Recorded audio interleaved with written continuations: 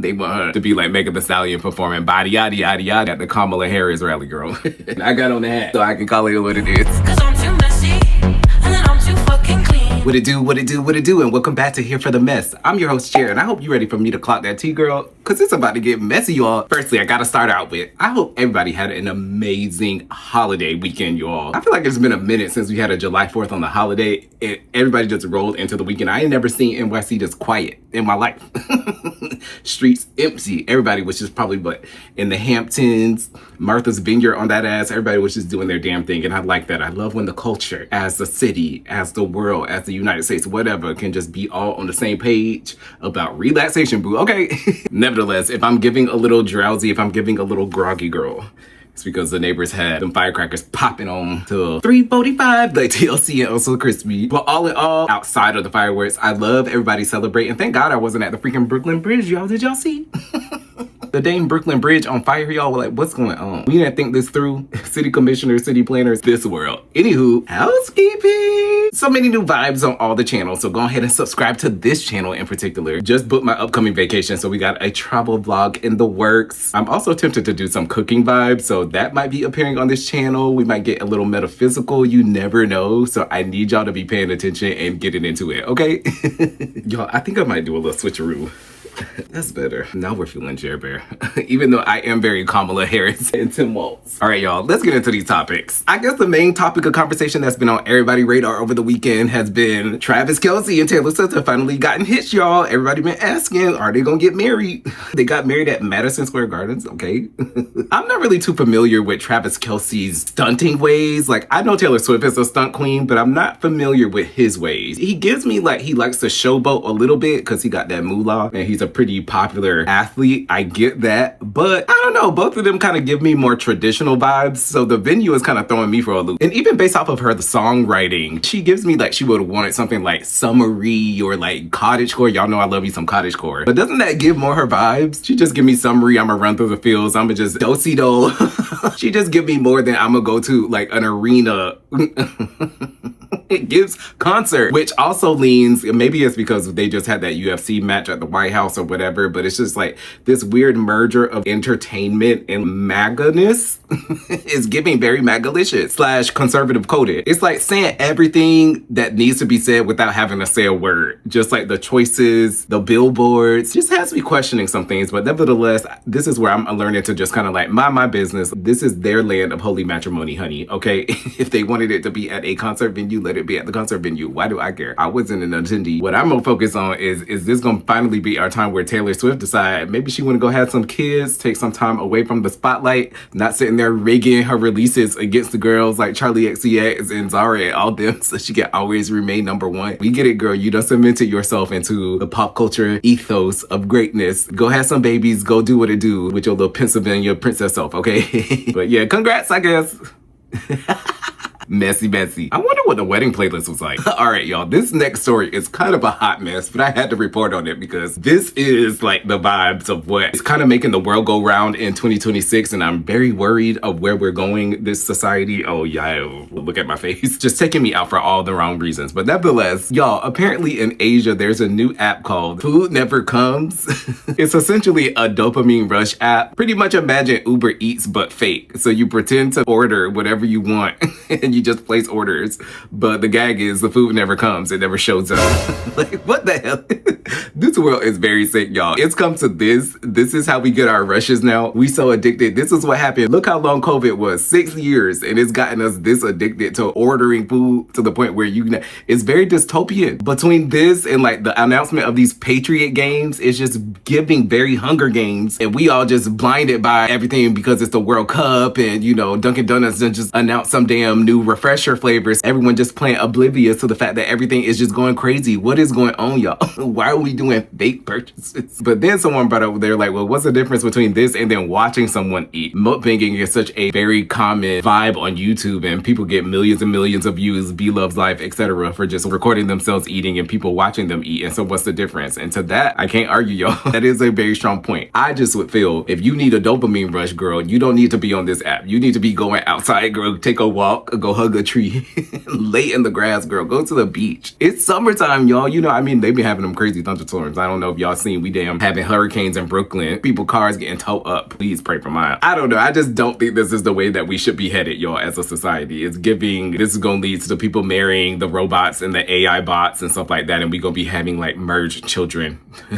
This is the start of it, I feel. Don't ask me how I got from here, this story to there, but I just know it's connected. Trust me, I'm an Aquarius. Future y'all. Well, getting back into some more entertainment vibes, because y'all know I love me some entertainment. We need a refill. Our girl, Elle Varner, has hit the stage. I haven't heard her name, honestly, in a very long time, so that's always good when I see my vets, when the Niveas, the Elle Varners, like that class of ladies are still booking gigs and performing. I love to see it. I want them, Tisha Campbell, I want them to be booking as many gigs as they can because they deserve it. They should just do a little R&B ladies tour or something like that. You see me? Call your girl up if y'all need a road manager. Okay. But my girl, she's been doing some new performances and I don't know if she's just excited to be on stage or, you know, times are changing, but maybe it's a glass of wine. She left her a glass of Pinot Grigio, but she's having quite the time on stage, y'all. For me, I feel like Elle Varner has always been known to push the limits with her performance style. She's always given exaggerated, etc. So for her to be acting crazy like this on stage isn't really far-fetched for me. It does give like, I want y'all to see me. I want y'all to see me doing this. I just hope that in the future, there's a little bit more craftsmanship added to the show so people are not thinking that this is giving karaoke, especially when it's your own music. And another positive thing is at least she's singing live, y'all.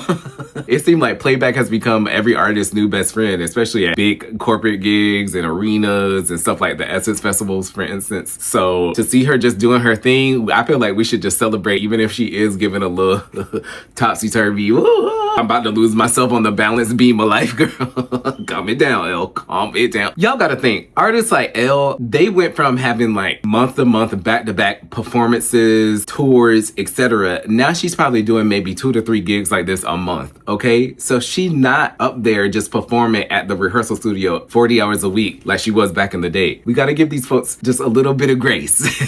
Also, just like performances are different nowadays. You're performing now to a bunch of phones. You know what I mean? People are worried about what's gonna go up, I guess, on social media before they think about the whole visual of the arts to the people that are actually in the crowd. So that's something that I feel like artists maybe are also figuring out, and I'm also trying to give them grace. Y'all remember when Fergie had like a couple of slip-ups? You know, she became a meme for a while, but she always found a way to like course correct herself back into the spotlight. Just give Elle some time. She gonna get there, I promise. So all in all, let my girl live, okay? Now for our fourth and I would say main topic of conversation, this one is very interesting to me because I feel like I live in a lot of duality. I love a lot of prim and proper life, and I love a lot of ratchet life. I just do. It's a part of me. It's been a part of me since childhood, and I feel like that's something I'm never going to escape. I'm someone that can kind of see both sides of this current argument, but nevertheless, Young Miami's Spin That is going to be her very first top 20 record on Billboard, which is amazing. A lot of people kind of wrote this song off as just like a gimmick when it first premiered earlier this year, and somehow it's kind of morphed itself into this summer classic. Maybe thanks to TikTok, maybe thanks to just social media and keeping it viral, but now it's been the song of the summer, I would say. So many people are quoting that song above all other songs at this moment, and that's good for her. A lot of people, again, wrote her out in comparison to her ex-bandmate, JT. Nevertheless, if you haven't heard Spin That, the lyrics are pretty much glorifying and glamorizing the life of a booster, the life of a scammer, someone that, you know, lives a very interesting lifestyle that many do not condone, even though I feel like talking about July 4th, America full of the biggest scammers we have ever known, girl, starting with damn Christopher Columbus, but that's neither here nor there. The song is extremely popular. However, there's a certain sect of folks that are saying this is not for the advancement of our people, one of them being India Arie. She let it be known, she has done several interviews about this, she put it on her social media that she is not really standing for this movement, and I don't think it was necessarily a direct attack to Carisha, but she's pretty much just saying like, why are we as a society normalizing saying that we love scammers and boosters and people stealing that represents us as a culture? To me, I think it does. Blackness, you gotta accept blackness as a whole, girl. You gotta accept the philosophers and the professors, and you gotta accept the scammers. We all one entity. Music does have a powerful play on what children consume. I remember listening to Alicia Keys and J-Lo and Ashanti and all that stuff, and then growing up and listening back to some of the lyrics, I'm like, oh, they was kind of a little suggestive, etc. So it's things that we should be thinking about. However, that should not take away from Carisha's plight of just being herself and commoditizing off of that the same way that Sexy Red has, the same way that we've seen Sukiyana. Why can't Florida's Finest, Young Miami do the same thing? A lot of people like to pick and choose when they want to be upset about things, and I think especially happening with Carisha because of her affiliation with Diddy. I feel like people are just still not feeling that. The fact that she didn't really come to Cassie's defense, the fact that she kind of laid low and then it's kind of just climbing her way back in, and she's not doing something that people would think is safe and sound for the advancement of the colored people. They want her to be like Megan Thee Stallion performing body yada yada yada yada at the Kamala Harris rally, girl. And I got on the hat, so I can call it what it is. I totally see India Arie's point about like glamorizing this kind of stuff can eventually make this just a part of like normal culture, and we should get back into the Nas's I know I can be what I want to be. I'm not saying everything has to be that way, but we could add a little bit of diversity. Now it is interesting because it has opened up like this network of people that I never thought would be battling against each other, because now Uncle Luke, who's known for go pop boom, gon' pop that. Two Live Crew, those crazy ratchet songs from the 80s and 90s that our parents were probably booty dancing to at their school parties. He kind of stepped into the conversation. He was like, well, if all black music was all like prolific and India Arie like, it would be kind of boring. Which I don't agree with, because her music is very good, but it would be limited to what we offer as a society. And to me, I can listen to damn Nat King Cole and then I can go to Alato on my playlist. That's just how my brain goes. So I can accept all of it. I love the duality of ratchetness and poetic, snapping at the cafe and giving me spoken word. Like, I love it all. All of it should be expressed and all of it should be represented. They should all do a joint concert. Where's Young Miami featuring India Arie? That's how we solve it. Collab, ladies. Break the cycles of hate. We gotta all come together and show these people that the black folks, we about to make trillions. Just like your buddy Elon. But yeah, Carisha, do your thing. I guess you could do a little bit more philanthropy just to make these people happy, but honestly, I would say just live your life, honey. You all, we got some honorable mentions. Number one, y'all got to go rent that new Devil Wears Prada 2 that just came out on Amazon Prime. Girl, oh my gosh. Well, I'm telling y'all to rent it, but your girl's you ain't hear that from me. But nevertheless, just go watch it. There's so many themes that I thought they did so well at tying in that match like current culture, and it just kind of fits the vibe and the flow of the current state of frequency that I feel that we're all experiencing, that we all want to feel good again, and we're starting to see glimmers of it. But I don't know, is it okay for us to feel good? Go watch that film. I think it'll give you a confirmation on how just life can be lifing, but it's okay to just do your thing. So go check it out. Shout out to Anne Hathaway. Homegirl is pregnant. Come on, Anne. For some reason, I thought Anne had like a whole bunch of babies by now, but whatever. Better late than never. Tons and tons of industry performances, especially when it comes to R&B. Well, I guess because Essence Festival was this weekend, but we got the Aaliyah tribute put together by Missy, Normani, and Ryan Destiny a part of that. Chloe, love seeing this. Yes, yes, yes, yes. This is how we integrate the new age girlies into the legacy of R&B, especially women in R&B. So shout out to Missy, shout out to all of them. Shout out to Normani in general. This is what, her damn fifth performance within the last month. All y'all that wrote her off, all y'all that said that dopamine wasn't doing nothing, she wasn't pushing the record. Sometimes you just gotta wait it out and let it be. Let it be.